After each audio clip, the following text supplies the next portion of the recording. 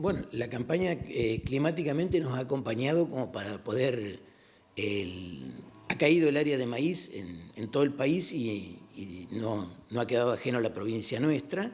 En nuestra zona se ha sembrado menos maíz, lo que sí es cierto, están muy bien implantados, se sembró con buena humedad y las últimas lluvias han acompañado a la fertilización nitrogenada, complementándola con las lluvias.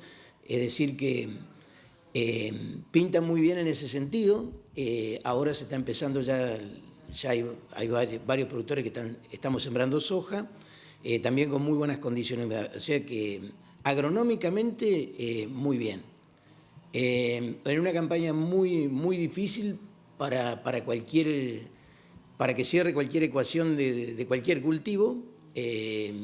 La distorsión de los costos relativos este año se ha acentuado, por lo tanto la posibilidad de tener un buen resultado va a depender fundamentalmente de cómo nos vaya climáticamente.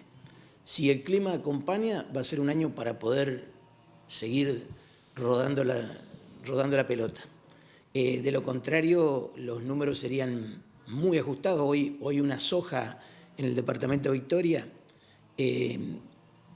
sin arrendamiento, es decir, como que si la hiciéramos en campo propio, terminada, tenemos que estar hablando de 18, 19 quintales. La incidencia que hoy tienen los fletes es tremendo. Hoy traer una tonelada, el ejemplo que estamos viendo, traer una tonelada del norte del país, es decir, de Salta o Santiago del Estero, cuesta más el flete terrestre que lo que vale de llevar, es decir, lo que vale el flete marítimo de Rosario a China. Y no es porque precisamente los transportistas estén haciendo un gran negocio, sino que el aumento en los costos del mantenimiento de los camiones, y fundamentalmente por el combustible y los demás ítems que componen el transporte, hacen de que aún no le cierre tampoco al transportista. Es decir, hoy estamos en una situación muy complicada en ese sentido, y después, bueno, esta baja acentuada de los precios internacionales hace de que se necesiten más quintales para producir una hectárea. Y Domingo Mayoco ponía una metáfora futbolística de que si todo sale bien en esta campaña y el clima acompaña, el productor podrá seguir rodando la pelota. Ahora, seguir rodando la pelota significa que no va a poder descansar, no va a poder parar en el vestuario, cambiarse, ver si puede cambiar la camiseta, si puede cambiar los botines, cómo mejorar para el partido siguiente, para el año siguiente, esta situación. Entonces, el productor este año, si va bien climatológicamente, puede llegar a salir 0-0.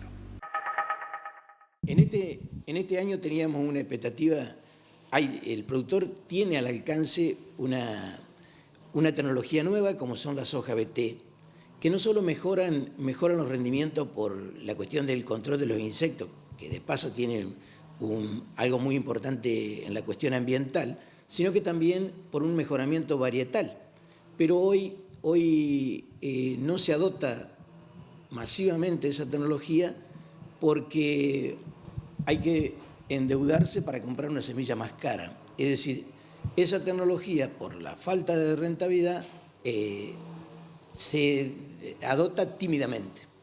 Y es una pena porque es algo que nuestros vecinos ya lo tienen hace unos años, nosotros hoy lo tenemos a mano, pero creo que lamentablemente este año no hay un incentivo como para usar masivamente esta tecnología. Este ya sería el segundo síntoma de lo que está pasando con el productor agropecuario. Porque el primer síntoma fue empezar, que es lo que ha sucedido en los últimos años, a descuidar la tierra, o sea, los fertilizantes que se le echaban. Este año ya se está viendo que también se está descuidando el tipo de semilla y la tecnología que se está aplicando al cultivo directamente. Claro, nosotros estamos en contacto con muchos productores y mucha gente nos dice, y la hago como puedo. La hago como puedo quiere decir que voy a usar lo que le puse al campo en años anteriores, pero eso sabemos bien que puede ser que coyunturalmente sirva, pero en el mediano y largo plazo sería perjudicar el cuidado del suelo, naturalmente.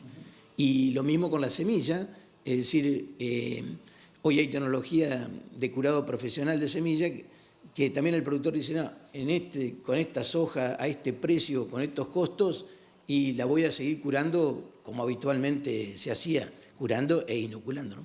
Y en los números que estaba mostrando Mayoko recién respecto a la soja, hablaba de 19 quintales para poder cubrir los costos en campos que no se ha arrendado. El tema es que el 70% de los campos que se hacen en Entre Ríos son con arrendamiento, y con una soja que costaba hasta el año pasado 12, 14 quintales el arrendamiento, tendríamos que estar hablando de casi 30 quintales de soja para poder cubrir los costos el productor.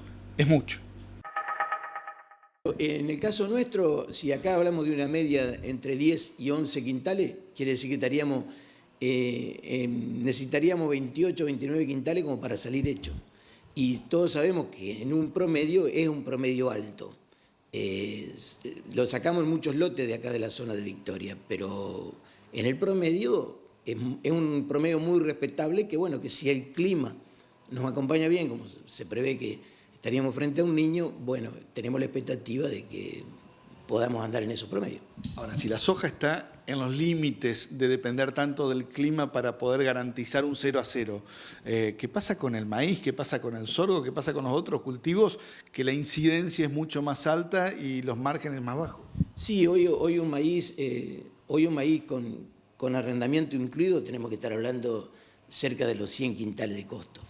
O sea que prácticamente por eso es que se ha dejado de sembrar. Únicamente se siembra en los campos, llamémosle zona núcleo, de cada zona núcleo también, porque si lo vemos en Entre Ríos, es como que donde estamos aquí nosotros sería la zona núcleo, y uno puede elegir, porque lo necesita, hacer el maíz por rotación y demás, elegir los mejores lotes y los que estén más mejor en cuanto a la distancia también. Si bien es cierto, nosotros tenemos un mercado, digamos, regional, local, como sería la industria avícola, que en ese sentido nos favorece, pero si uno se imagina un productor que siembra maíz a 200 kilómetros del puerto, es totalmente inviable.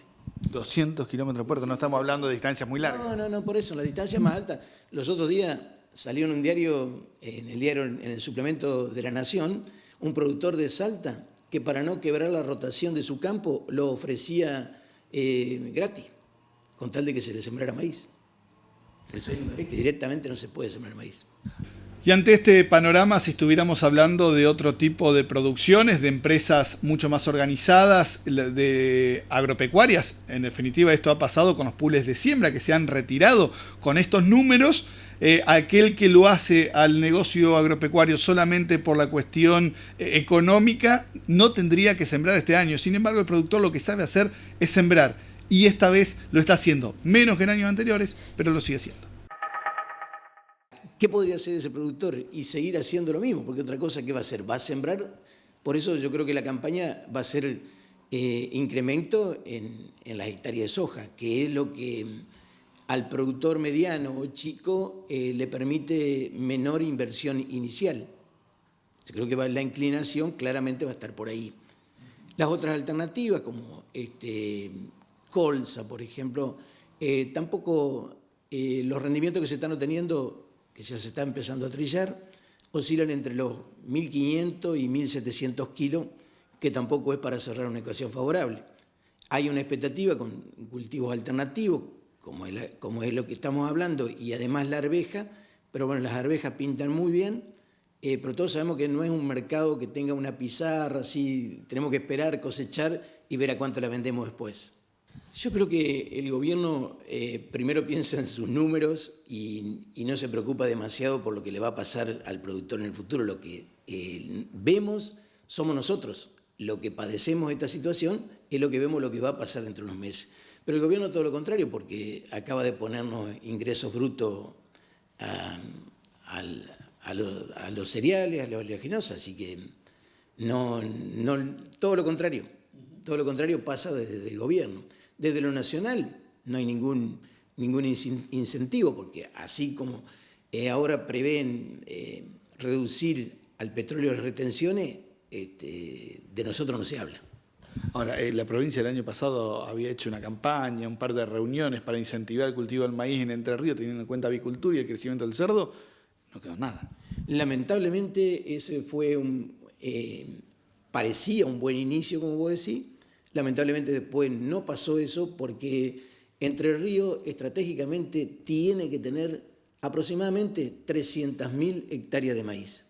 Porque si uno tiene en cuenta la avicultura como principal consumidor, pero también el incremento en las granjas de cerdo, más el feedlot, Entre Ríos necesita 2 millones de toneladas de maíz por año. Si nosotros tenemos, supongamos, 1 millón, que no sé si la vamos a tener este año, quiere decir que tendríamos que traer de otras provincias otro millón.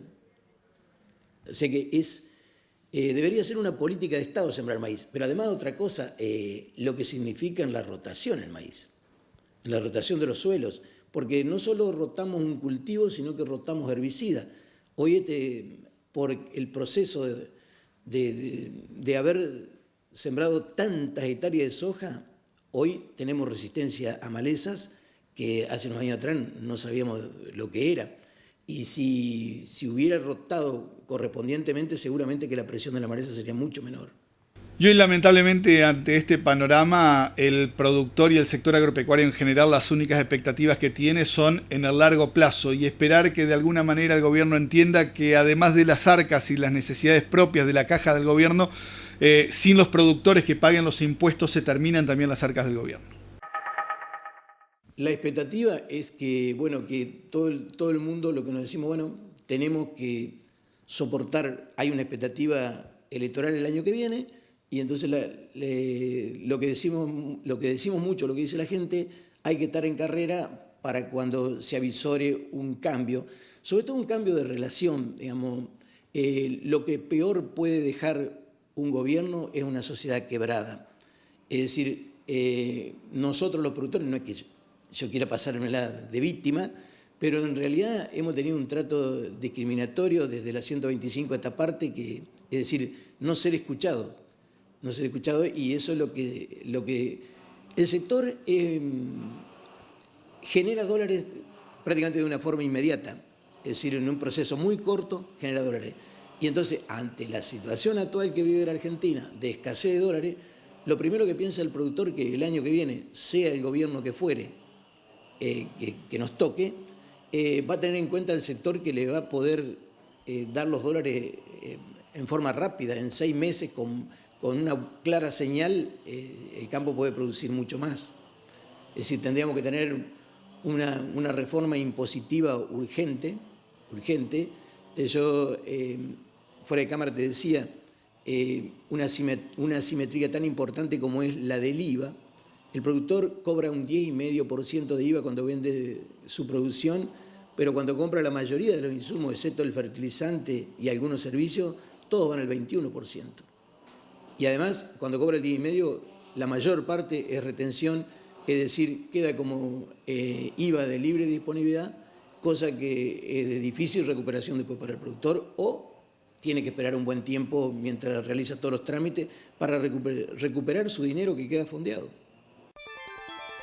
Por Más, ahora es revista y ya está en los kioscos de toda la provincia.